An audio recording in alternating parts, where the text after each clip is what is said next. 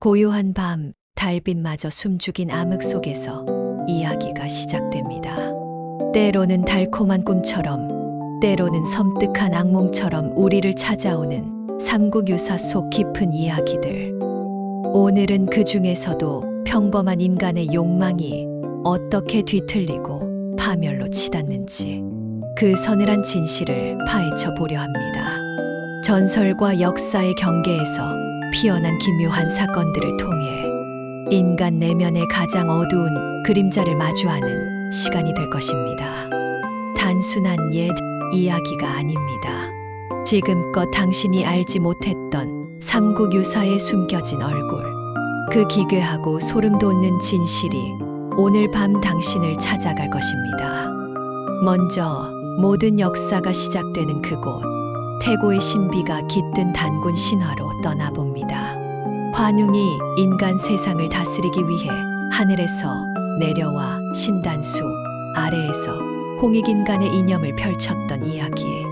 그리고 곰과 호랑이가 사람이 되기를 간절히 바라며 수행했던 그 기나긴 시간. 쑥과 마늘을 먹으며 견뎌낸 고통 속에서 곰은 마침내 웅녀가 되어 환웅과 혼인하고 단군을 낳아 고조선을 건국합니다. 이 이야기는 단순히 국가의 기원을 넘어서 자연과 인간, 신과 세속의 경계를 허물며 새로운 존재로 거듭나려는 열망을 담고 있습니다. 하지만 여기서 우리가 주목해야 할 것은 과연 웅녀가 진정으로 인간이 되고 싶었던 것일까? 아니면 인간의 형상을 통해 얻고자 했던 다른 욕망이 있었던 것일까 하는 점입니다. 어쩌면 그 간절함 속에는 자연의 순리를 거스르는 섬뜩한 야망이 숨겨져 있었을지도 모릅니다. 곰의 끈기는 경외롭지만 동시에 비정상적인 집착처럼 느껴지기도 합니다. 100일간의 폐쇄된 동굴 생활, 쑥과 마늘이라는 기이한 식량. 이는 단순한 수행이 아니라 무언가에 홀린 듯한 광기 어린 의식처럼 보입니다. 그리고 그 끝에 탄생한 단군 왕검. 그는 과연 온전한 인간이었을까요? 아니면 짐승의 본성과 신의 오만이 뒤섞인 기묘한 존재였을까요? 어쩌면 고조선의 시작은 순수한 염원이 아닌 인간의 형상을 빌어 세상을 지배하려는 웅녀의 뒤틀린 욕망에서 비롯된 것일지도 모릅니다. 다음으로 신라 시대로 건너가 선덕여 왕의 기이한 예지력을 들여다봅니다. 그녀는 비록 여인의 몸이었으나 뛰어난 지혜와 통찰력으로 혼란스러운 신라를 이끌었습니다. 특히 그녀의 3가지 예언은 아직까지도 미스터리로 남아 있습니다. 첫째, 겨울의 모란꽃 그림을 보고 향기가 없을 것이라 예언한 일. 당나라 태종이 보낸 모란 그림에 벌이 없자 여왕은 꽃의 향기가 없을 것이라 꿰뚫어 보았고 실제로 그러했습니다. 이는 단순히 식물학적 지식을 넘어선 보이지 않는 것을 꿰뚫어 보는 섬뜩한 통찰력이었습니다. 마치 그림 속 꽃의 영혼마저 꿰뚫어 본 듯한 그녀의 시선은 평범한 인간의 시야를 넘어선 듯 느껴집니다. 둘째, 영묘사 연못에 개구리가 모여들어 사흘 밤낮으로 울자 여왕은 그 소리를 듣고 백제군이 여근곡에 숨어 있으니 군사를 보내 매복한 적을 치도록 명령합니다. 여왕의 지시대로 군사를 보낸 결과 과연 백제군이 여근곡에 숨어 있었고 신라군은 대승을 거둡니다. 개구리의 울음소리에서 적의 위치를 알아낸다는 것은 상식적으로 불가능합니다. 마치 개구리가 여왕에게 직접 속삭인 것처럼, 혹은 여왕 자신이 보이지 않는 존재들과 소통하는 능력을 지닌 것처럼 느껴집니다. 여근곡이라는 이름 또한 묘한 분위기를 풍깁니다. 여성의 음부를 연상시키는 지형에서 벌어진 사육극. 이는 단순히 전쟁의 승리를 넘어선 뭔가 오컬트적인 분위기를 자아냅니다. 여왕은 과연 어떻게 이 모든 것을 알 수 있었을까요? 단순히 지혜로운 통찰이었을까요? 아니면 어둠 속 존재들과 맺은 기묘한 계약의 결과였을까요? 이 사건은 단순한 예지력이 아닌 무언가 섬뜩한 주술적인 힘이 개입되었음을 암시하는 듯합니다. 백제의 매복은 이미 여왕의 손아귀에 있었고 개구리들은 그저 그녀의 뜻을 전달하는 사악한 전령이었을지도 모릅니다. 연못의 물결이 어둠 속에서 섬뜩하게 출렁이는 듯한 상상이 절로 듭니다. 셋째, 자신이 죽을 날을 알고 도리천에 묻어달라고 예언한 일. 여왕은 죽기 전 나는 어느 해 어느 달 어느 날에 죽을 것이니 나를 도리천에 묻어라라고 말합니다. 신하들은 도리천이 어디인지 알지 못하여 여쭈니 여왕은 랑산의 남쪽에 내 죽을 날의 당을 당길 곳이다라고 답합니다. 여왕이 죽자 신하들은 그녀의 시신을 랑산에 묻었고 10여 년 후 문무왕이 그 아래에 사천왕사를 지으니 랑산은 곧 사천왕천이 되었고 도리천은 그 위이니 여왕의 예언이 정확히 들어맞았던 것입니다. 죽음을 예견하고 사후 세계까지 예측하는 그녀의 능력은 인간의 범주를 넘어선 것입니다. 이는 마치 그녀가 이미 죽음의 저편과 연결되어 있었던 것처럼 느껴집니다. 그녀의 예언은 단순히 미래를 아는 것을 넘어 미래를 만들어내는 듯한 섬뜩한 힘을 지닌 것처럼 보입니다. 마치 그녀의 죽음 자체가 거대한 계획의 일부였던 것처럼 말이죠. 그녀의 마지막 순간, 숨이 끊어지는 그 순간에도 그녀의 눈빛은 무언가를 꿰뚫어 보는 듯 차갑고 섬뜩했을 것입니다. 죽음마저도 자신의 손 안에 있었던 여왕의 존재는 신성함보다는 오히려 공포에 가깝습니다. 이러한 선덕 여왕의 능력은 그녀를 성군으로 칭송하게 만들었지만 동시에 설명할 수 없는 기이한 힘에 대한 두려움을 불러일으킵니다. 과연 그녀는 신의 총애를 받은 것일까요? 아니면 알 수 없는 존재들과 거래하여 그 힘을 얻은 것일까요? 그녀의 통찰력은 단순한 지혜가 아니라 인간의 영역을 넘어선 어떤 섬뜩한 간섭의 결과였을지도 모릅니다. 어쩌면 그녀의 지혜로운 눈빛 뒤에는 인간의 이해를 초월하는 미지의 존재가 숨어 있었을지도 모릅니다.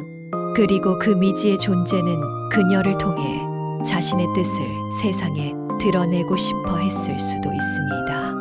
마치 그녀의 그림자처럼 항상 그녀 곁에 머물렀던 보이지 않는 존재의 속삭임이 그녀의 모든 결정을 지배했던 것은 아닐까요? 이제 복수심에 사로잡힌 여인의 한이 서린 이야기를 만나봅니다.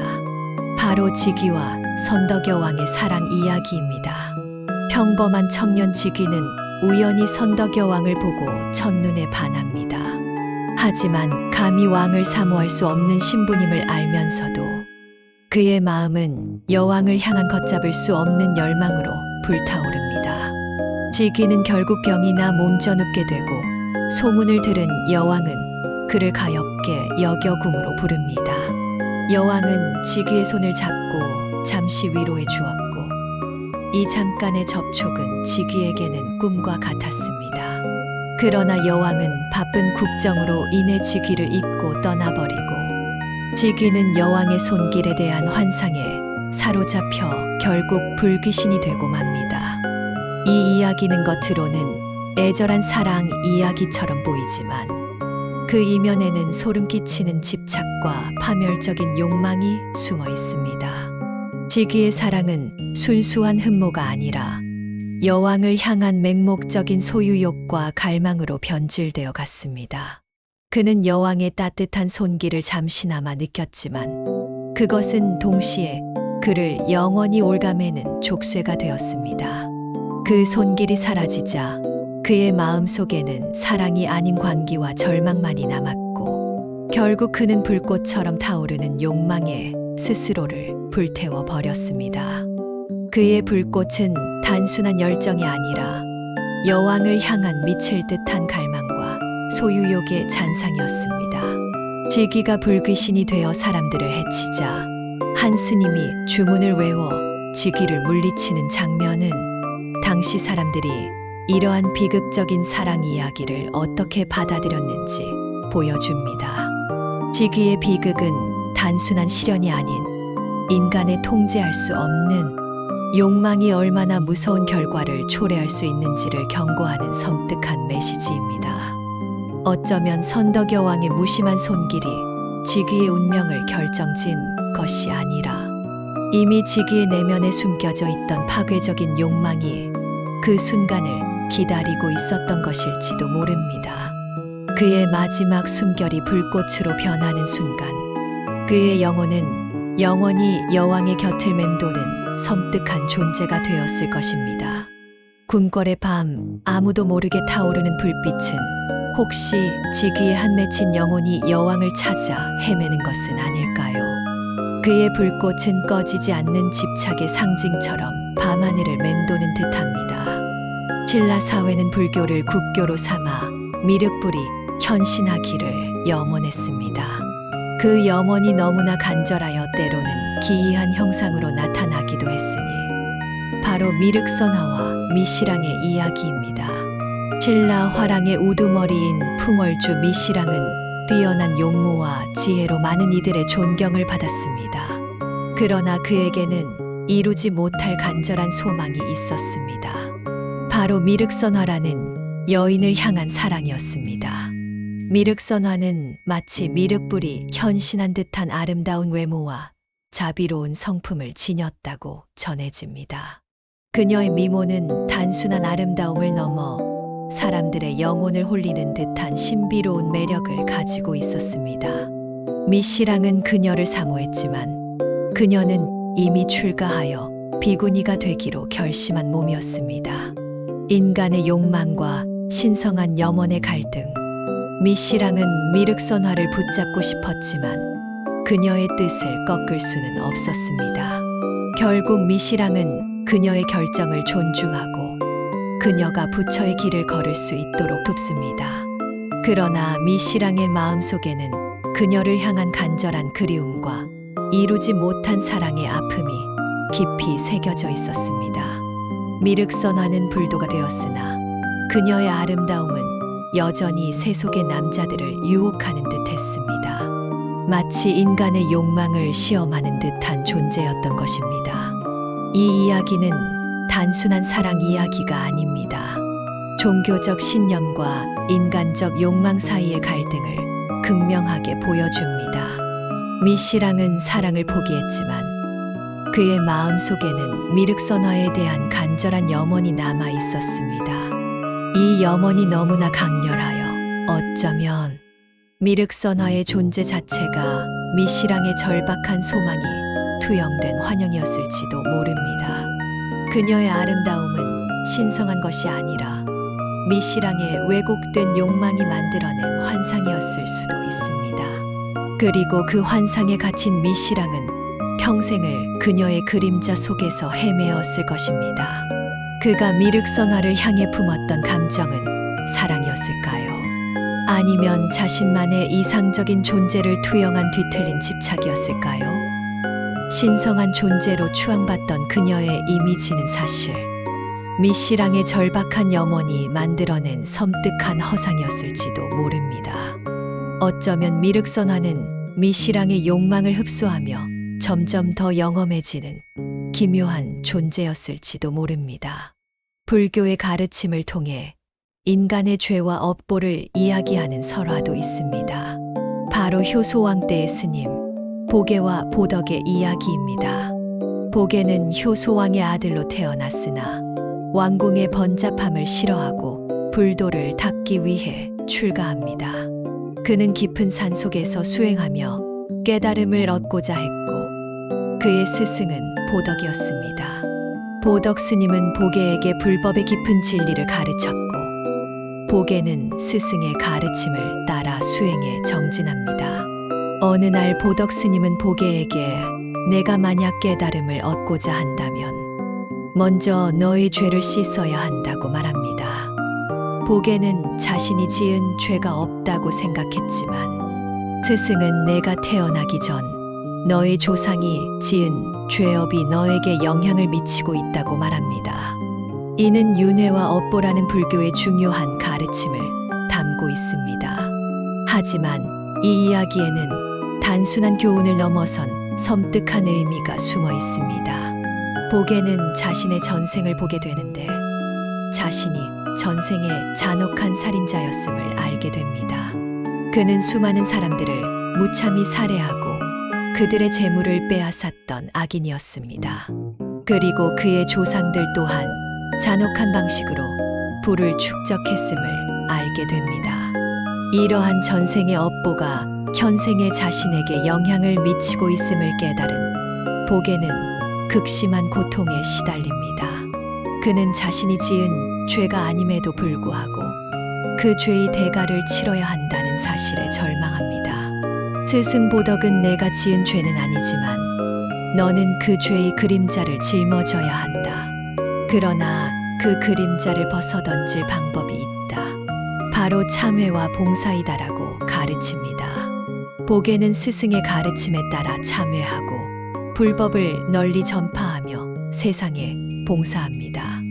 마침내 그는 전생의 업보에서 벗어나 깨달음을 얻게 됩니다. 이 이야기는 겉으로는 아름다운 불교적 깨달음을 보여주지만 그 이면에는 소름 끼치는 진실이 숨어 있습니다.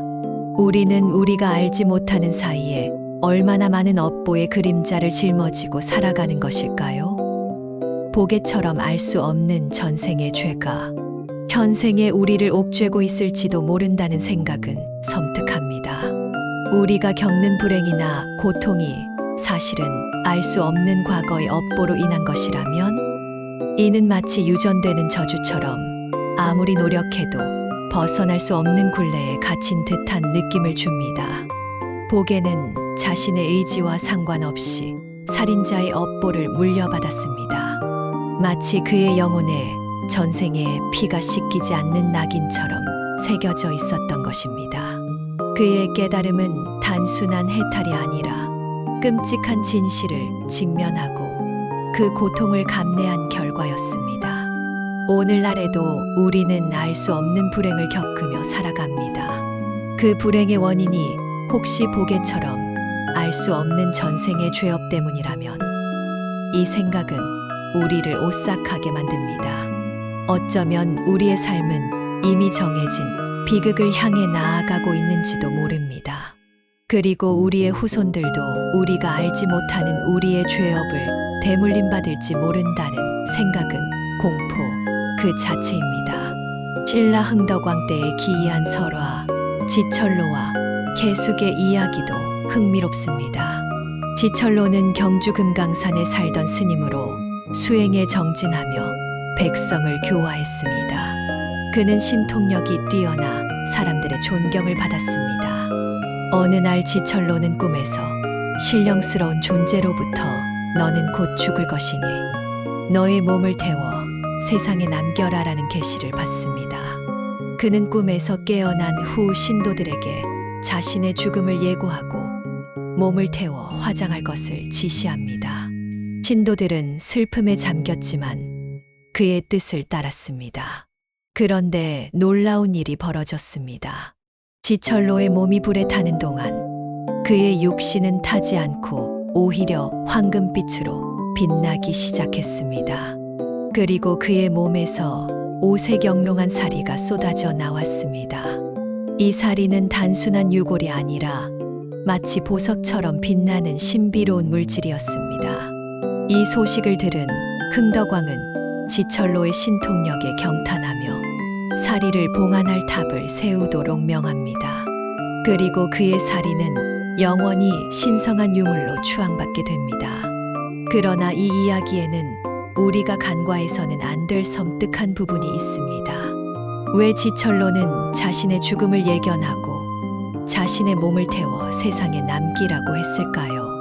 이는 단순한 깨달음의 경지를 넘어선 마치 자신의 육신마저도 세상을 지배하려는 듯한 욕망의 표현처럼 느껴집니다.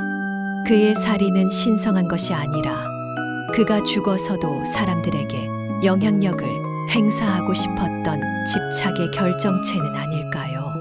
그의 육신이 불타지 않고 황금빛으로 빛났다는 것은 그의 영혼이 완전히 소멸하지 않고 육신에 묶여 있었음을 의미할 수도 있습니다. 마치 죽어서도 자신을 숭배하게 만들려는 섬뜩한 의지가 숨겨져 있는 듯합니다. 한편 해숙 스님은 당나라에서 유학을 마치고 신라로 돌아온 스님이었습니다. 그는 뛰어난 학문과 덕망으로 많은 사람들의 존경을 받았습니다. 그러나 그에게는 남들에게 말 못할 비밀이 있었습니다. 바로 그의 전생이 악인이었다는 사실입니다. 해숙은 전생에 잔혹한 살인마였으며 수많은 사람들을 고통스럽게 죽였습니다. 그는 자신의 전생을 기억하고 있었고 그 죄책감에 시달리며 살아갔습니다. 그는 자신의 죄를 씻기 위해 불법에 귀의했고 평생을 참회하며 살았습니다. 하지만 전생의 그림자는 그를 끊임없이 따라다녔습니다. 밤마다 악몽에 시달렸고 살해당한 사람들의 환영이 그를 괴롭혔습니다. 그의 불심은 깊었지만 그의 영혼은 전생의 업보로 인해 끊임없이 고통받았습니다. 어느 날 해숙 스님은 한 젊은 승려를 만납니다. 그 승려는 해숙 스님에게 스님, 저는 당신의 전생에 살해당한 사람의 아들입니다. 저는 당신에게 복수하기 위해 이 세상에 태어났습니다라고 말합니다. 해숙 스님은 자신의 업보를 받아들이고 젊은 승려에게 자신의 목숨을 내어줍니다. 젊은 승려는 칼을 들고 해숙 스님을 찌르려 하지만 그 순간 하늘에서 섬광이 번쩍이고 젊은 승려의 칼은 땅에 떨어집니다. 그리고 젊은 승려는 정신을 잃고 쓰러집니다. 해숙 스님은 자신의 죽음을 각오했지만 알 수 없는 힘에 의해 목숨을 구원받습니다. 이 이야기는 단순히 죄를 참회하고 용서받는 이야기가 아닙니다. 인간의 업보가 얼마나 질기고 무서운 것인지, 그리고 그 업보가 어떻게 대물림되는지를 보여줍니다. 해숙 스님은 비록 현생에서 선한 삶을 살았지만 전생의 업보가 그를 끝까지 따라다녔습니다. 그의 영혼은 살해당한 자들의 피로 물들어 있었던 것입니다. 그리고 그 피는 후손에게까지 영향을 미쳐 복수심에 불타는 영혼을 탄생시켰습니다. 이는 마치 벗어날 수 없는 저주처럼 아무리 발버둥쳐도 과거의 굴레에서 벗어날 수 없음을 암시합니다. 해숙 스님이 목숨을 건진 것은 기적일까요? 아니면 또 다른 업보의 시작일까요? 그의 영혼은 영원히 전생의 그림자 속에서 고통받아야 할 것입니다. 우리가 알지 못하는 사이에 우리의 조상이 지은 죄가 우리에게 대물림되고 있다는 생각은 섬뜩합니다. 우리는 과연 그 업보의 사슬을 끊을 수 있을까요? 아니면 영원히 그 굴레 속에서 고통받으며 살아야 할까요? 삼국유사 속에는 이처럼 인간의 욕망과 집착, 그리고 그것이 초래하는 파멸에 대한 섬뜩한 이야기들이 곳곳에 숨어 있습니다. 우리는 역사를 통해 단순히 사실을 배우는 것이 아니라 인간 본연의 어두운 면과 마주하게 됩니다.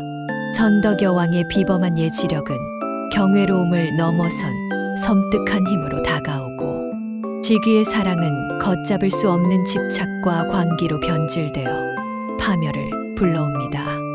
미륵선화는 신성한 아름다움 뒤에 인간의 욕망을 투영한 허상처럼 느껴지고, 보게와 해숙 스님의 이야기는 전생의 업보가 현생에까지 미치는 섬뜩한 그림자를 보여줍니다.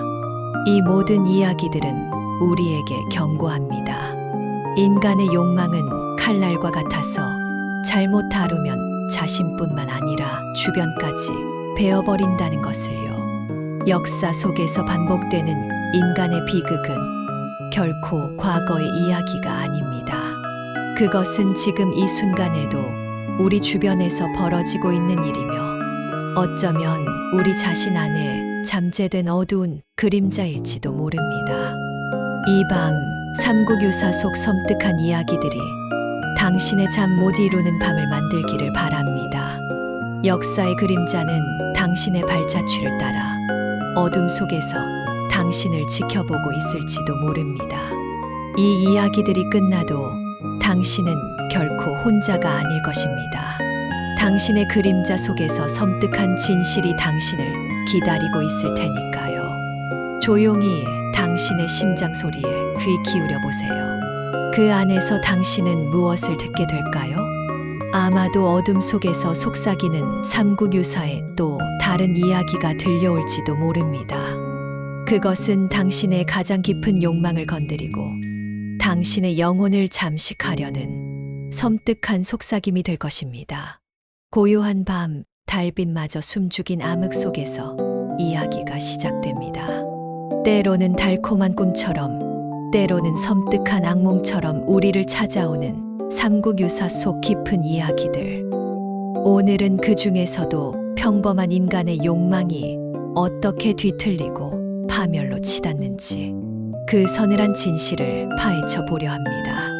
전설과 역사의 경계에서 피어난 기묘한 사건들을 통해 인간 내면의 가장 어두운 그림자를 마주하는 시간이 될 것입니다. 단순한 옛 이야기가 아닙니다. 지금껏 당신이 알지 못했던 삼국유사의 숨겨진 얼굴, 그 기괴하고 소름 돋는 진실이 오늘 밤 당신을 찾아갈 것입니다. 먼저 모든 역사가 시작되는 그곳, 태고의 신비가 깃든 단군 신화로 떠나봅니다. 관웅이 인간 세상을 다스리기 위해 하늘에서 내려와 신단수 아래에서 홍익인간의 이념을 펼쳤던 이야기. 그리고 곰과 호랑이가 사람이 되기를 간절히 바라며 수행했던 그 기나긴 시간. 쑥과 마늘을 먹으며 견뎌낸 고통 속에서 곰은 마침내 웅녀가 되어 환웅과 혼인하고 단군을 낳아 고조선을 건국합니다. 이 이야기는 단순히 국가의 기원을 넘어서 자연과 인간, 신과 세 속의 경계를 허물며 새로운 존재로 거듭나려는 열망을 담고 있습니다. 하지만 여기서 우리가 주목해야 할 것은 과연 웅녀가 진정으로 인간이 되고 싶었던 것일까? 아니면 인간의 형상을 통해 얻고자 했던 다른 욕망이 있었던 것일까 하는 점입니다. 어쩌면 그 간절함 속에는 자연의 순리를 거스르는 섬뜩한 야망이 숨겨져 있었을지도 모릅니다. 곰의 끈기는 경외롭지만 동시에 비정상적인 집착처럼 느껴지기도 합니다. 100일간의 폐쇄된 동굴 생활, 쑥과 마늘이라는 기이한 식량. 이는 단순한 수행이 아니라 무언가에 홀린 듯한 광기 어린 의식처럼 보입니다. 그리고 그 끝에 탄생한 단군 왕검. 그는 과연 온전한 인간이었을까요? 아니면 짐승의 본성과 신의 오만이 뒤섞인 기묘한 존재였을까요? 어쩌면 고조선의 시작은 순수한 염원이 아닌 인간의 형상을 빌어 세상을 지배하려는 웅녀의 뒤틀린 욕망에서 비롯된 것일지도 모릅니다. 다음으로 신라 시대로 건너가 선덕여 왕의 기이한 예지력을 들여다봅니다. 그녀는 비록 여인의 몸이었으나 뛰어난 지혜와 통찰력으로 혼란스러운 신라를 이끌었습니다. 특히 그녀의 3가지 예언은 아직까지도 미스터리로 남아 있습니다. 첫째, 겨울의 모란꽃 그림을 보고 향기가 없을 것이라 예언한 일. 당나라 태종이 보낸 모란 그림에 벌이 없자 여왕은 꽃의 향기가 없을 것이라 꿰뚫어 보았고 실제로 그러했습니다. 이는 단순히 식물학적 지식을 넘어선 보이지 않는 것을 꿰뚫어 보는 섬뜩한 통찰력이었습니다. 마치 그림 속 꽃의 영혼마저 꿰뚫어 본 듯한 그녀의 시선은 평범한 인간의 시야를 넘어선 듯 느껴집니다. 둘째, 영묘사 연못에 개구리가 모여들어 사흘 밤낮으로 울자 여왕은 그 소리를 듣고 백제군이 여근곡에 숨어 있으니 군사를 보내 매복한 적을 치도록 명령합니다. 여왕의 지시대로 군사를 보낸 결과 과연 백제군이 여근곡에 숨어 있었고 신라군은 대승을 거둡니다. 개구리의 울음소리에서 적의 위치를 알아낸다는 것은 상식적으로 불가능합니다. 마치 개구리가 여왕에게 직접 속삭인 것처럼, 혹은 여왕 자신이 보이지 않는 존재들과 소통하는 능력을 지닌 것처럼 느껴집니다. 여근곡이라는 이름 또한 묘한 분위기를 풍깁니다. 여성의 음부를 연상시키는 지형에서 벌어진 사륙극. 이는 단순히 전쟁의 승리를 넘어선 뭔가 오컬트적인 분위기를 자아냅니다. 여왕은 과연 어떻게 이 모든 것을 알 수 있었을까요? 단순히 지혜로운 통찰이었을까요? 아니면 어둠 속 존재들과 맺은 기묘한 계약의 결과였을까요? 이 사건은 단순한 예지력이 아닌 무언가 섬뜩한 주술적인 힘이 개입되었음을 암시하는 듯합니다. 백제의 매복은 이미 여왕의 소나귀에 있었고, 개구리들은 그저 그녀의 뜻을 전달하는 사악한 전령이었을지도 모릅니다. 연못의 물결이 어둠 속에서 섬뜩하게 출렁이는 듯한 상상이 절로 듭니다. 셋째, 자신이 죽을 날을 알고 도리천에 묻어달라고 예언한 일. 여왕은 죽기 전 나는 어느 해 어느 달 어느 날에 죽을 것이니 나를 도리천에 묻어라라고 말합니다. 신하들은 도리천이 어디인지 알지 못하여 여쭈니 여왕은 랑산의 남쪽에 내 죽을 날의 당을 당길 곳이다라고 답합니다. 여왕이 죽자 신하들은 그녀의 시신을 랑산에 묻었고 10여 년 후 문무왕이 그 아래에 사천왕사를 지으니 랑산은 곧 사천왕천이 되었고, 도리천은 그 위이니 여왕의 예언이 정확히 들어맞았던 것입니다. 죽음을 예견하고 사후 세계까지 예측하는 그녀의 능력은 인간의 범주를 넘어선 것입니다. 이는 마치 그녀가 이미 죽음의 저편과 연결되어 있었던 것처럼 느껴집니다. 그녀의 예언은 단순히 미래를 아는 것을 넘어 미래를 만들어내는 듯한 섬뜩한 힘을 지닌 것처럼 보입니다. 마치 그녀의 죽음 자체가 거대한 계획의 일부였던 것처럼 말이죠. 그녀의 마지막 순간, 숨이 끊어지는 그 순간에도 그녀의 눈빛은 무언가를 꿰뚫어 보는 듯 차갑고 섬뜩했을 것입니다. 죽음마저도 자신의 손 안에 있었던 여왕의 존재는 신성함보다는 오히려 공포에 가깝습니다. 이러한 선덕 여왕의 능력은 그녀를 성군으로 칭송하게 만들었지만 동시에 설명할 수 없는 기이한 힘에 대한 두려움을 불러일으킵니다. 과연 그녀는 신의 총애를 받은 것일까요? 아니면 알 수 없는 존재들과 거래하여 그 힘을 얻은 것일까요? 그녀의 통찰력은 단순한 지혜가 아니라 인간의 영역을 넘어선 어떤 섬뜩한 간섭의 결과였을지도 모릅니다. 어쩌면 그녀의 지혜로운 눈빛 뒤에는 인간의 이해를 초월하는 미지의 존재가 숨어 있었을지도 모릅니다. 그리고 그 미지의 존재는 그녀를 통해 자신의 뜻을 세상에 드러내고 싶어 했을 수도 있습니다. 마치 그녀의 그림자처럼 항상 그녀 곁에 머물렀던 보이지 않는 존재의 속삭임이 그녀의 모든 결정을 지배했던 것은 아닐까요? 이제 복수심에 사로잡힌 여인의 한이 서린 이야기를 만나봅니다. 바로 직위와 선덕여왕의 사랑 이야기입니다. 평범한 청년 직위는 우연히 선덕여왕을 보고 첫눈에 반합니다. 하지만 감히 왕을 사모할 수 없는 신부님을 알면서도 그의 마음은 여왕을 향한 걷잡을 수 없는 열망으로 불타오릅니다. 직위는 결국 병이나 몸져눕게 되고 소문을 들은 여왕은 그를 가엾게 여겨 궁으로 부릅니다. 여왕은 직위의 손을 잡고 잠시 위로해 주었고 이 잠깐의 접촉은 직위에게는 꿈과 같았습니다. 그러나 여왕은 바쁜 국정으로 인해 직위를 잊고 떠나버리고 직위는 여왕의 손길에 대한 환상에 사로잡혀 결국 불귀신이 되고 맙니다.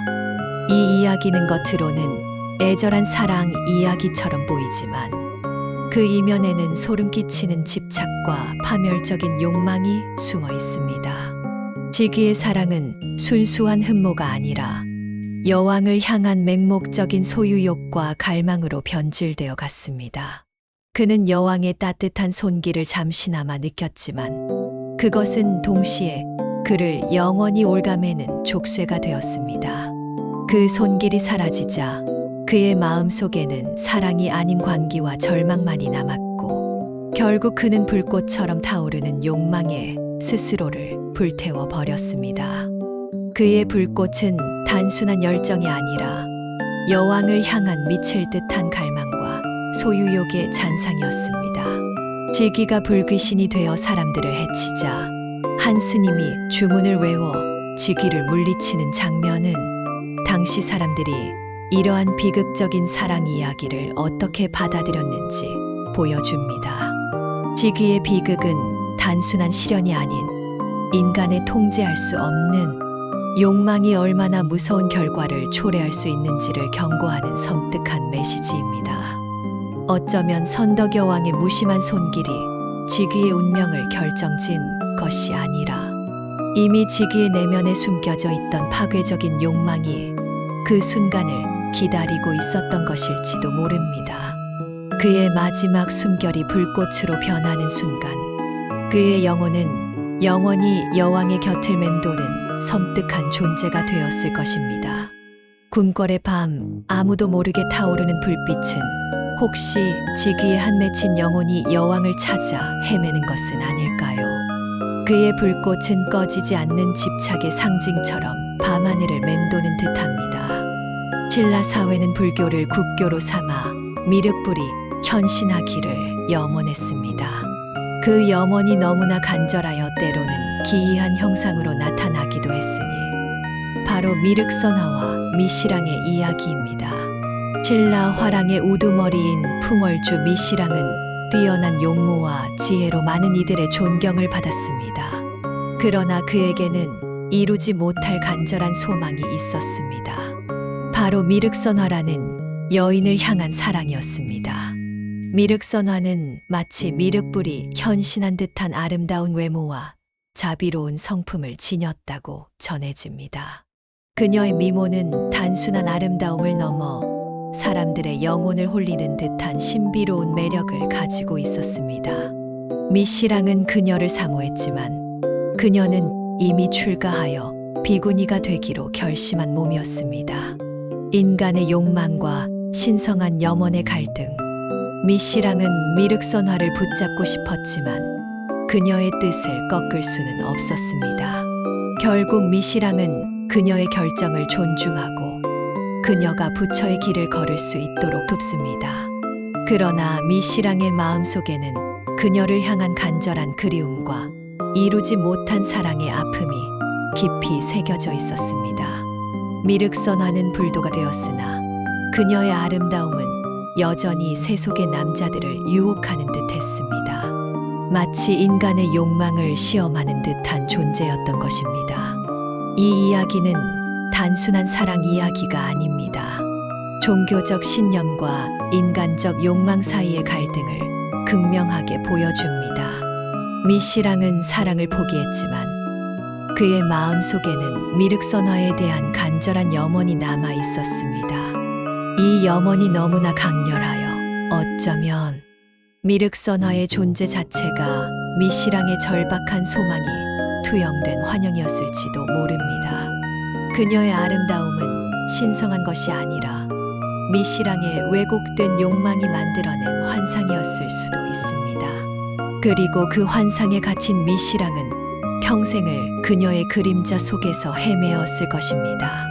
그가 미륵선화를 향해 품었던 감정은 사랑이었을까요? 아니면 자신만의 이상적인 존재를 투영한 뒤틀린 집착이었을까요? 신성한 존재로 추앙받던 그녀의 이미지는 사실 미시랑의 절박한 염원이 만들어낸 섬뜩한 허상이었을지도 모릅니다. 어쩌면 미륵선화는 미시랑의 욕망을 흡수하며 점점 더 영험해지는 기묘한 존재였을지도 모릅니다. 불교의 가르침을 통해 인간의 죄와 업보를 이야기하는 설화도 있습니다. 바로 효소왕 때의 스님 보계와 보덕의 이야기입니다. 보계는 효소왕의 아들로 태어났으나 왕궁의 번잡함을 싫어하고 불도를 닦기 위해 출가합니다. 그는 깊은 산 속에서 수행하며 깨달음을 얻고자 했고 그의 스승은 보덕이었습니다. 보덕 스님은 보계에게 불법의 깊은 진리를 가르쳤고 보계는 스승의 가르침을 따라 수행에 정진합니다. 어느 날 보덕 스님은 보계에게 내가 만약 깨달음을 얻고자 한다면 먼저 너의 죄를 씻어야 한다고 말합니다. 보계는 자신이 지은 죄가 없다고 생각했지만 스승은 내가 태어나기 전 너의 조상이 지은 죄업이 너에게 영향을 미치고 있다고 말합니다. 이는 윤회와 업보라는 불교의 중요한 가르침을 담고 있습니다. 하지만 이 이야기에는 단순한 교훈을 넘어선 섬뜩한 의미가 숨어 있습니다. 보계는 자신의 전생을 보게 되는데 자신이 전생에 잔혹한 살인자였음을 알게 됩니다. 그는 수많은 사람들을 무참히 살해하고 그들의 재물을 빼앗았던 악인이었습니다. 그리고 그의 조상들 또한 잔혹한 방식으로 부를 축적했음을 알게 됩니다. 이러한 전생의 업보가 현생의 자신에게 영향을 미치고 있음을 깨달은 보계는 극심한 고통에 시달립니다. 그는 자신이 지은 죄가 아님에도 불구하고 그 죄의 대가를 치러야 한다는 사실에 절망합니다. 스승 보덕은 내가 지은 죄는 아니지만 너는 그 죄의 그림자를 짊어져야 한다. 그러나 그 그림자를 벗어던질 방법이 있다. 바로 참회와 봉사이다라고 가르칩니다. 보계는 스승의 가르침에 따라 참회하고 불법을 널리 전파하며 세상에 봉사합니다. 마침내 그는 전생의 업보에서 벗어나 깨달음을 얻게 됩니다. 이 이야기는 겉으로는 아름다운 불교적 깨달음을 보여주지만 그 이면에는 소름 끼치는 진실이 숨어 있습니다. 우리는 우리가 알지 못하는 사이에 얼마나 많은 업보의 그림자를 짊어지고 살아가는 것일까요? 보계처럼 알 수 없는 전생의 죄가 현생에 우리를 옥죄고 있을지도 모른다는 생각은 섬뜩합니다. 우리가 겪는 불행이나 고통이 사실은 알 수 없는 과거의 업보로 인한 것이라면 이는 마치 유전되는 저주처럼 아무리 노력해도 벗어날 수 없는 굴레에 갇힌 듯한 느낌을 줍니다. 보계는 자신의 의지와 상관없이 살인자의 업보를 물려받았습니다. 마치 그의 영혼에 전생에 피가 씻기지 않는 낙인처럼 새겨져 있었던 것입니다. 그의 깨달음은 단순한 해탈이 아니라 끔찍한 진실을 직면하고 그 고통을 감내한 결과였습니다. 오늘날에도 우리는 알 수 없는 불행을 겪으며 살아갑니다. 그 불행의 원인이 혹시 보계처럼 알 수 없는 전생의 죄업 때문이라면 이 생각은 우리를 오싹하게 만듭니다. 어쩌면 우리의 삶은 이미 정해진 비극을 향해 나아가고 있는지도 모릅니다. 그리고 우리의 후손들도 우리가 알지 못하는 우리의 죄업을 대물림받을지 모른다는 생각은 공포 그 자체입니다. 신라 흥덕왕 때의 기이한 설화, 지철로와 개숙의 이야기도 흥미롭습니다. 지철로는 경주 금강산에 살던 스님으로 수행에 정진하며 백성을 교화했습니다. 그는 신통력이 뛰어나 사람들의 존경을 받았습니다. 어느 날 지철로는 꿈에서 신령스러운 존재로부터 너는 곧 죽을 것이니 너의 몸을 태워 세상에 남겨라라는 계시를 받습니다. 그는 꿈에서 깨어난 후 신도들에게 자신의 죽음을 예고하고 몸을 태워 화장할 것을 지시합니다. 신도들은 슬픔에 잠겼지만 그의 뜻을 따랐습니다. 그런데 놀라운 일이 벌어졌습니다. 지철로의 몸이 불에 타는 동안 그의 육신은 타지 않고 오히려 황금빛으로 빛나기 시작했습니다. 그리고 그의 몸에서 오색영롱한 사리가 쏟아져 나왔습니다. 이 사리는 단순한 유골이 아니라 마치 보석처럼 빛나는 신비로운 물질이었습니다. 이 소식을 들은 흥덕왕은 지철로의 신통력에 경탄하며 사리를 봉안할 탑을 세우도록 명합니다. 그리고 그의 살인은 영원히 신성한 유물로 추앙받게 됩니다. 그러나 이 이야기에는 우리가 간과해서는 안 될 섬뜩한 부분이 있습니다. 왜 지철로는 자신의 죽음을 예견하고 자신의 몸을 태워 세상에 남기라고 했을까요? 이는 단순한 깨달음의 경지를 넘어선 마치 자신의 육신마저도 세상을 지배하려는 듯한 욕망의 표현처럼 느껴집니다. 그의 살인은 신성한 것이 아니라 그가 죽어서도 사람들에게 영향력을 행사하고 싶었던 집착의 결정체는 아닐까요? 그의 육신이 불타지 않고 황금빛으로 빛났다는 것은 그의 영혼이 완전히 소멸하지 않고 육신에 묶여 있었음을 의미할 수도 있습니다.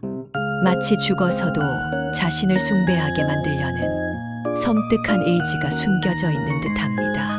한편 해숙 스님은 당나라에서 유학을 마치고 신라로 돌아온 스님이었습니다. 그는 뛰어난 학문과 덕망으로 많은 사람들의 존경을 받았습니다. 그러나 그에게는 남들에게 말 못할 비밀이 있었습니다. 바로 그의 전생이 악인이었다는 사실입니다. 해숙은 전생에 잔혹한 살인마였으며 수많은 사람들을 고통스럽게 죽였습니다.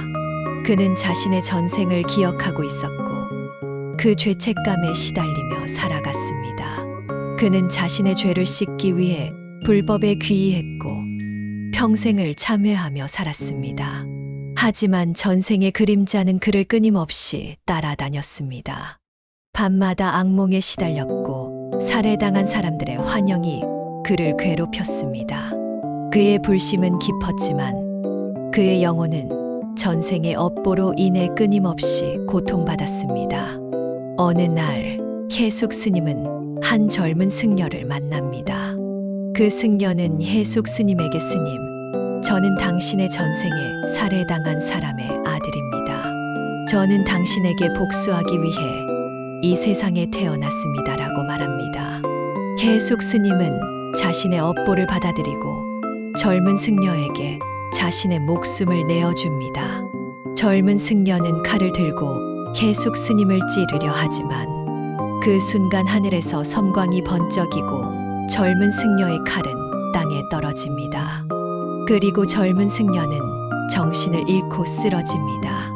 해숙 스님은 자신의 죽음을 각오했지만 알 수 없는 힘에 의해 목숨을 구원받습니다. 이 이야기는 단순히 죄를 참회하고 용서받는 이야기가 아닙니다. 인간의 업보가 얼마나 질기고 무서운 것인지, 그리고 그 업보가 어떻게 대물림되는지를 보여줍니다. 해숙 스님은 비록 현생에서 선한 삶을 살았지만 전생의 업보가 그를 끝까지 따라다녔습니다. 그의 영혼은 살해당한 자들의 피로 물들어 있었던 것입니다. 그리고 그 피는 후손에게까지 영향을 미쳐 복수심에 불타는 영혼을 탄생시켰습니다. 이는 마치 벗어날 수 없는 저주처럼 아무리 발버둥쳐도 과거의 굴레에서 벗어날 수 없음을 암시합니다. 해숙 스님이 목숨을 건진 것은 기적일까요? 아니면 또 다른 업보의 시작일까요? 그의 영혼은 영원히 전생의 그림자 속에서 고통받아야 할 것입니다. 우리가 알지 못하는 사이에 우리의 조상이 지은 죄가 우리에게 대물림되고 있다는 생각은 섬뜩합니다. 우리는 과연 그 업보의 사슬을 끊을 수 있을까요? 아니면 영원히 그 굴레 속에서 고통받으며 살아야 할까요? 삼국유사 속에는 이처럼 인간의 욕망과 집착, 그리고 그것이 초래하는 파멸에 대한 섬뜩한 이야기들이 곳곳에 숨어 있습니다. 우리는 역사를 통해 단순히 사실을 배우는 것이 아니라 인간 본연의 어두운 면과 마주하게 됩니다. 선덕여 왕의 비범한 예지력은 경외로움을 넘어선 섬뜩한 힘으로 다가오고, 지귀의 사랑은 걷잡을 수 없는 집착과 광기로 변질되어 파멸을 불러옵니다. 미륵선화는 신성한 아름다움 뒤에 인간의 욕망을 투영한 허상처럼 느껴지고, 보게와 해숙 스님의 이야기는 전생의 업보가 현생에까지 미치는 섬뜩한 그림자를 보여줍니다. 이 모든 이야기들은 우리에게 경고합니다. 인간의 욕망은 칼날과 같아서 잘못 다루면 자신뿐만 아니라 주변까지 베어버린다는 것을요. 역사 속에서 반복되는 인간의 비극은 결코 과거의 이야기가 아닙니다. 그것은 지금 이 순간에도 우리 주변에서 벌어지고 있는 일이며 어쩌면 우리 자신 안에 잠재된 어두운 그림자일지도 모릅니다. 이 밤 삼국유사 속 섬뜩한 이야기들이 당신의 잠 못 이루는 밤을 만들기를 바랍니다. 역사의 그림자는 당신의 발자취를 따라 어둠 속에서 당신을 지켜보고 있을지도 모릅니다. 이 이야기들이 끝나도 당신은 결코 혼자가 아닐 것입니다. 당신의 그림자 속에서 섬뜩한 진실이 당신을 기다리고 있을 테니까요. 조용히 당신의 심장 소리에 귀 기울여 보세요. 그 안에서 당신은 무엇을 듣게 될까요? 아마도 어둠 속에서 속삭이는 삼국유사의 또 다른 이야기가 들려올지도 모릅니다. 그것은 당신의 가장 깊은 욕망을 건드리고 당신의 영혼을 잠식하려는 섬뜩한 속삭임이 될 것입니다.